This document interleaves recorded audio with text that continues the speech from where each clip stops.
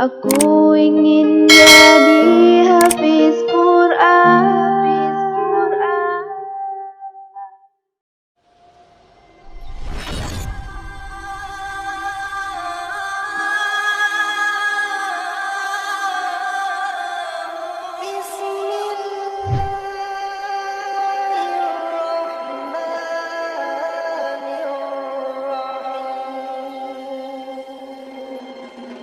Assalamualaikum warahmatullahi wabarakatuh, sahabat Quran semuanya.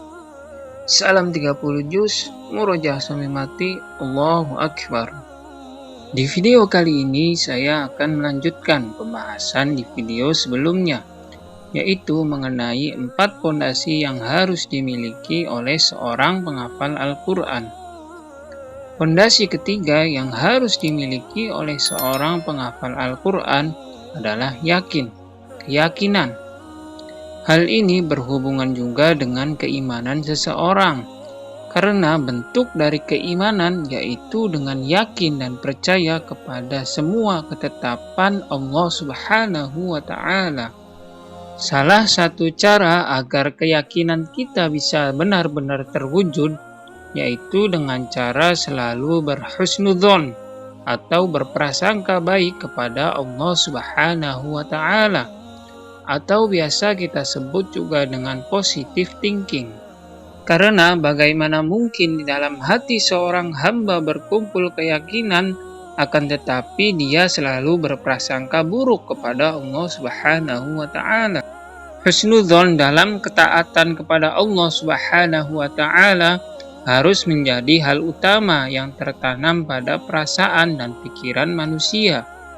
Husnudzon sendiri bisa diartikan sebagai sikap serta cara pandang yang menyebabkan seseorang melihat sesuatu secara positif dan dibekali dengan hati yang bersih serta tindakan yang lurus.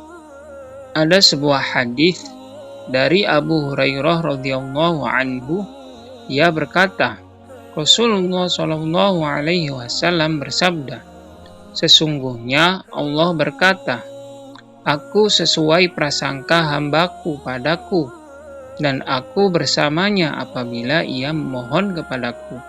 Hadis riwayat Muslim. Dalam hadis ini tersirat sebuah ajakan dari Rasulullah Shallallahu Alaihi Wasallam agar kita berusaha selalu dekat dengan Allah Subhanahu wa Ta'ala, berbaik sangka atau berhusnudzon, dan tidak berburuk sangka atau su'udzon kepada Allah Subhanahu wa Ta'ala. Karena Allah berbuat sesuai prasangka hambanya. Bila seorang hamba berprasangka bahwa Allah itu jauh, maka Allah pun akan menjauh. Sebaliknya, bila ia berprasangka bahwa Allah itu dekat, maka Allah pun akan mendekat kepadanya. Lewat hadis ini Rasulullah Shallallahu Alaihi Wasallam pun mengajarkan umatnya untuk selalu berpikir positif dalam segala hal. Karena semua kejadian apapun itu berada sepenuhnya dalam genggaman Allah Subhanahu wa Ta'ala dan terjadi karena seizinnya. Dengan berpikir positif, seseorang akan mampu menyikapi setiap kejadian dengan cara terbaik. Selain itu, ia pun akan mampu menghadapi hidup dengan optimis. Karena hakikatnya Allah tidak pernah membuat jarak dengan manusia. Manusia sendirilah yang membuat jarak dengan Allah.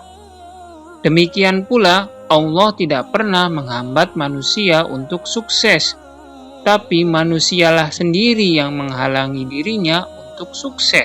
Kunci dari semua itu adalah pikirannya. Manusia adalah bentukan pikirannya. Tak heran bila Norman Vincent mengatakan, "You are what you think."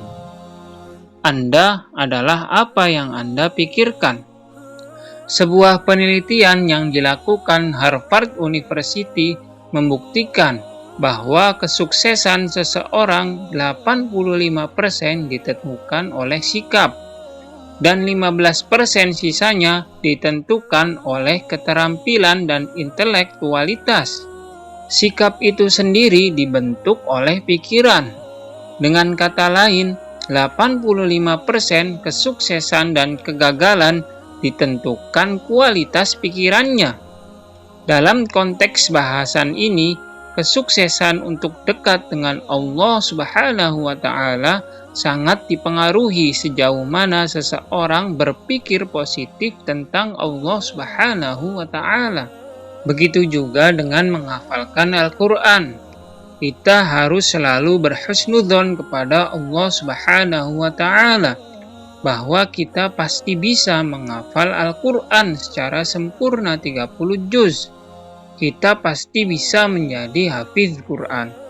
Karena bagaimana Allah yakin kepada diri kita untuk bisa menghafalkan Al-Quran 30 juz, apabila diri kita sendiri tidak yakin bahwa kita bisa menghafal Al-Quran 30 juz. Kita tidak berhusnudzon kepada diri kita dan kepada Allah Subhanahu wa Ta'ala. Tapi Ustaz, saya sudah berusia 50 tahun. Apakah saya bisa menghafalkan Al-Quran? Insya Allah bisa. Saya sudah pernah membagikan sebuah kisah seseorang yang sudah berusia 80 tahun, akan tetapi dia tetap bisa selesai 30 juz. Tapi Ustaz, saya tidak bisa melihat atau tunanetra. Apakah saya bisa menghafalkan Al-Quran? Insya Allah bisa. Saya juga sudah pernah membagikan sebuah kisah seseorang yang tidak bisa melihat, akan tetapi dia juga tetap bisa selesai 30 juz. Tapi Ustadz, saya juga punya penyakit tumor otak. Untuk berpikir sebentar saja sudah pusing dan sangat sakit sekali. Apakah saya bisa menghafalkan Al-Quran? Insya Allah bisa. Saya juga sudah pernah membagikan kisahnya mengenai hal itu, dan beliau bisa berhasil selesai 30 juz. Jadi intinya, apapun latar belakang, usia, kondisi, dan kekurangan apapun itu, kita masih tetap bisa menghafalkan Al-Quran. Asalkan niat kita benar, usaha kita benar dan sungguh-sungguh, dan kita juga harus yakin bahwa kita bisa menghafal 30 juz Al-Quran. Jadi sebenarnya tidak ada alasan apapun lagi kalau kita tidak bisa menghafalkan Al-Quran. Karena setan sebenarnya sudah menyiapkan beribu-ribu alasan untuk menggoda kita agar kita malas membaca Al-Quran, malas menghafal Al-Quran, agar kita tidak mau menghafal Al-Quran. Akan tetapi saya juga banyak menemukan orang yang menghafal Al-Quran tidak yakin kepada dirinya. Dia ragu kepada dirinya sendiri. Apakah dirinya bisa menghafal 30 juz Al-Quran? Apakah bisa menghafal Al-Quran 30 juz yang begitu banyak dan tebal? Banyak dari mereka yang mengeluh seperti ketika menghafal ayat-ayat tertentu. Ayat ini mah pendek-pendek, jadi susah dihafal.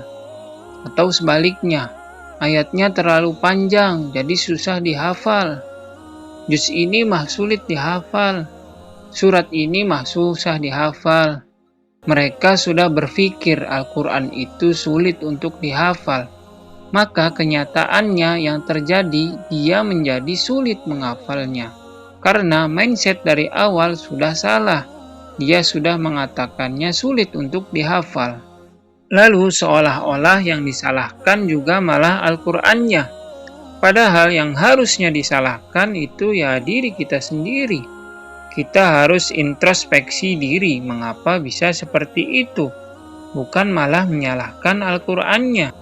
Bisa jadi memang niat kita salah, atau usaha kita yang belum maksimal. Kita juga masih sering melakukan dosa dan maksiat. Jadi sebenarnya memang diri kita yang belum pantas. Seharusnya kita perbaiki terlebih dahulu mindset kita. Kita harus menanamkan di pikiran kita bahwa Al-Quran itu mudah. Ayat-ayatnya mudah.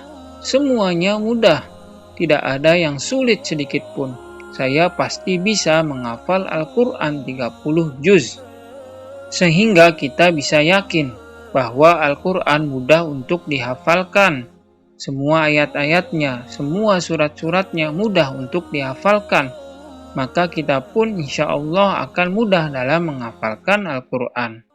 Akan tetapi terkadang ada juga seseorang yang sudah menyerah ketika baru menghafalkan 5 juz. Aduh, 5 juz saja saya sudah pusing, apalagi 30 juz.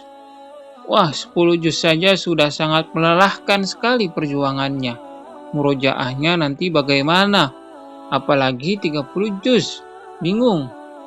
Jadi dia sudah merasa cukup hanya dengan 5 juz, 10 juz. Padahal dia sebenarnya bisa menghafal 30 juz.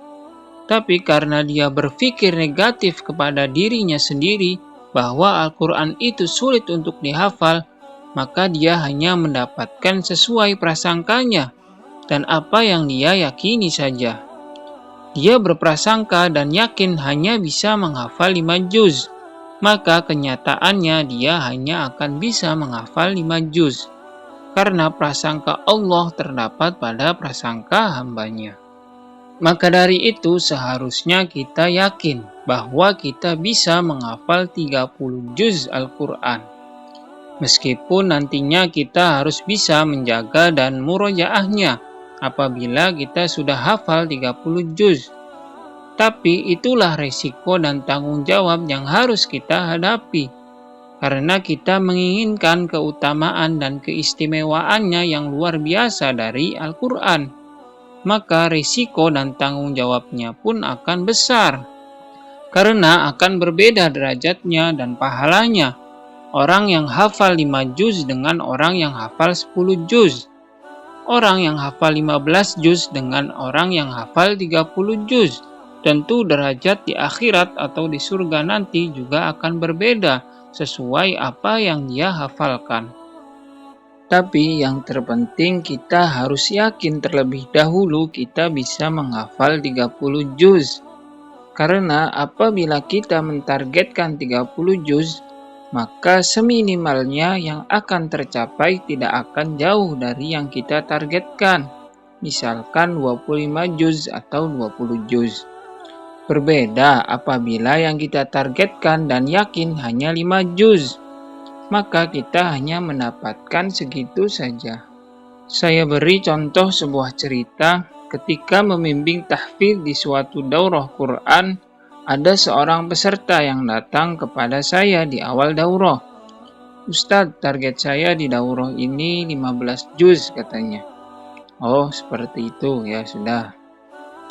Ketika berjalan daurah, dia berhasil menghafal 15 juz sesuai dengan apa yang diinginkannya dan ditargetkannya, sesuai prasangkanya.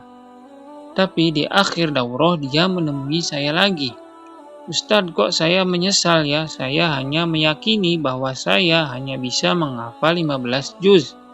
Padahal sekarang saya baru sadar, sebenarnya saya bisa menghafal 30 juz di daurah kali ini. Apabila saya memang mentargetkannya dari awal daurah. Itu terjadi karena dia berprasangka dia hanya bisa hafal 15 juz. Maka dia mendapatkan apa yang diyakininya itu. Berbeda apabila di awal daurah dia meyakini bisa menghafal 30 juz. Maka insya Allah, Allah yang akan membantu dia bisa berhasil menghafal 30 juz. Maka dari itu, sebuah keyakinan dan husnudzon itu sangat penting dalam menghafalkan Al-Quran. Kita harus yakin kalau kita itu bisa menghafal Al-Quran 30 juz. Kita juga harus yakin pertolongan Allah itu pasti datang. Kita harus yakin bahwa Allah sendirilah yang akan membantu dan mengarahkan kita. Kita harus percaya dan yakin sepenuhnya kepada Allah Subhanahu wa Ta'ala. Keyakinan ini harus 100%, tidak boleh ragu sedikit pun. Jika sudah yakin, maka harus ada bukti menyerahkan diri kita dalam semua hal tanpa ada kecuali. Contohnya, saat keluar dari gedung-gedung perkantoran atau hotel yang punya pintu otomatis, kita yakin bahwa pintu otomatis itu akan terbuka pada saat kita akan keluar. Sehingga kita yakin tidak akan terjebak di dalam gedung atau hotel tersebut. Untuk masalah pintu buatan manusia saja kita bisa yakin. Maka seharusnya kita harus lebih yakin kepada Allah Subhanahu wa Ta'ala, pencipta manusia. Lalu, sudahkah kita yakin kepada firman Allah Subhanahu wa Ta'ala? Fa inna ma'al usri yusra. Inna ma'al usri yusra. Diulang 2 kali, bahwa bersama kesulitan ada kemudahan. Bahkan ada ahli tafsir menyatakan satu kesulitan akan ada 2 kemudahan. Namun, mengapa kita sering tidak yakin bahwa selalu ada jalan keluar otomatis dari Allah Subhanahu wa Ta'ala atas setiap masalah kita? Begitu juga dengan firman Allah Subhanahu wa Ta'ala di surat Al-Qamar. Walaqad yassarnal Qur'ana lidzikri fahal min muddakir. Tafsir dari ayat tersebut di dalam kitab Tafsir Al-Muyassar yaitu, sungguh kami telah memudahkan lafaz Al-Quran untuk dibaca dan dihafal, serta memudahkan makna-maknanya untuk dipahami dan direnungkan bagi siapa yang ingin memahami dan mengambil pelajaran. Adakah orang yang mengambil pelajaran? Allah menyebutkannya ayat tersebut di dalam surat Al-Qamar hingga 4 kali atau 4 ayat. Namun mengapa kita masih tidak yakin kepada janji Allah Subhanahu wa Ta'ala di ayat ini? Padahal justru apabila kita benar-benar yakin dan percaya terhadap ayat tersebut, maka Allah akan memudahkan kita dalam menghafalkan Al-Quran. Begitupun sebaliknya, apabila kita tidak percaya dan tidak yakin atau ragu sedikit saja terhadap ayat tersebut, maka kita juga akan sulit dalam menghafalkan Al-Quran. Maka dari itu, apapun yang ditetapkan Allah Subhanahu wa Ta'ala kepada manusia pasti merupakan yang terbaik untuk dijalaninya. Pasti ada hikmah besar di balik semua yang Allah Subhanahu wa Ta'ala tetapkan untuk manusia. Meskipun keterbatasan pikiran dan perasaan manusia belum bisa melihatnya. Akan tetapi dasar manusia sukanya mengeluh. Diberi sakit mengeluh. Kehilangan uang mengeluh. Sulit menghafal mengeluh. Diberi kesusahan sedikit saja mengeluh. Seolah-olah lupa bahwa Allah Maha Mengetahui, Maha Adil, Maha Bijaksana, Maha Penyayang, dan lain sebagainya. Hati kebanyakan manusia belum bisa merasakan kebenaran ketetapan Allah Subhanahu wa Ta'ala. Dan menurut pendapat pikiran manusia, terkadang ada hal lain yang lebih baik. Padahal tidak mungkin apapun yang ditetapkan Allah Subhanahu wa Ta'ala tidak ada gunanya. Kalaulah dibukakan sedikit saja pintu hikmah, kita akan melihat setiap peristiwa yang terjadi pada kita adalah baik untuk kita. Contohnya seorang santri yang sulit dalam menghafalkan Al-Quran, perlu berbaik sangka dan bersyukur kepada Allah Subhanahu wa Ta'ala. Karena bisa jadi dengan sulitnya menghafal itu, dia jadi bisa berlama-lama dengan Al-Quran. Dia juga bisa mendapatkan banyak pahala. Bisa jadi juga ketika dia diberi mudah dan cepat dalam menghafalkan Al-Quran, dia malah bermalas-malasan dan dapat membuatnya menjadi ria dan ujub. Jadi mari kita belajar bahwa setiap peristiwa pasti ada hikmahnya. Setiap masalah pasti ada solusinya. Mari kita belajar dari kisah Nabi Musa alaihi salam saat ditantang oleh sekumpulan ahli sihir pilihan Fir'aun. Nabi Musa tidak punya strategi apapun untuk menghadapi mereka. Nabi Musa hanya yakin bahwa Allah Subhanahu wa Ta'ala akan menolongnya. Ketika ditanya oleh para ahli sihir siapa yang beraksi duluan, Nabi Musa mempersilahkan ahli sihir untuk beraksi duluan. Ahli sihir membuat ular dari sihirnya. Setelah ahli sihir beraksi, Nabi Musa masih belum tahu cara menghadapi ahli sihir tersebut. Barulah turun perintah dari Allah Subhanahu wa Ta'ala agar Nabi Musa melemparkan tongkatnya. yang kemudian berubah menjadi ular besar yang memakan ular-ular dari ahli sihir, sehingga para ahli sihir menyerah dan beriman kepada Tuhannya Nabi Musa, yaitu Allah Subhanahu wa Ta'ala. Pada kisah lain, ketika Nabi Musa dan rombongannya dikejar oleh Fir'aun dan tentaranya, sehingga terjebak di pinggir lautan. Secara akal manusia, Nabi Musa dan rombongannya akan tertangkap oleh Fir'aun. Rombongan Nabi Musa sudah ketakutan akan terbunuh oleh Fir'aun dan tentaranya. Namun, lagi-lagi Nabi Musa yakin Allah Subhanahu wa Ta'ala akan menolongnya. Barulah turun perintah untuk memukulkan tongkat Nabi Musa sehingga lautan berubah menjadi daratan, dan selamatlah Nabi Musa dan rombongannya. Jangan salah tangkap, bukan tongkat Nabi Musa yang ajaib, itu hanya tongkat biasa. Namun karena Allah Subhanahu wa Ta'ala yang menurunkan perintah, maka apapun bisa terjadi.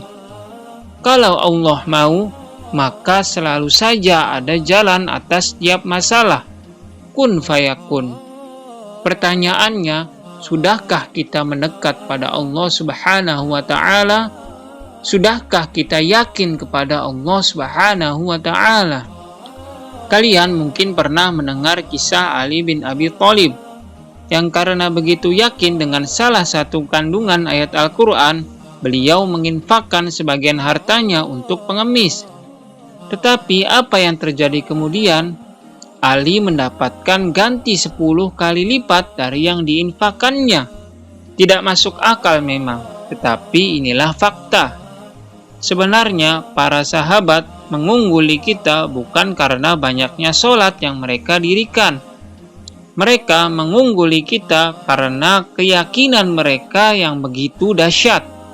Keyakinan akan kuasa Allah Subhanahu wa Ta'ala.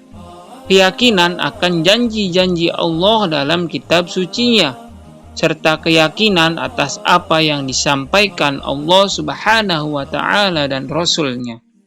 Maka dari itu, kita sebagai muslim yang baik, kita harus selalu yakin dan berhusnudzon kepada Allah Subhanahu wa Ta'ala. Oke sahabat Quran semuanya, itulah sedikit penjelasan mengenai pondasi ketiga yang harus dimiliki oleh seorang penghafal Al-Quran, yaitu keyakinan dan selalu berhusnudzon kepada Allah Subhanahu wa Ta'ala.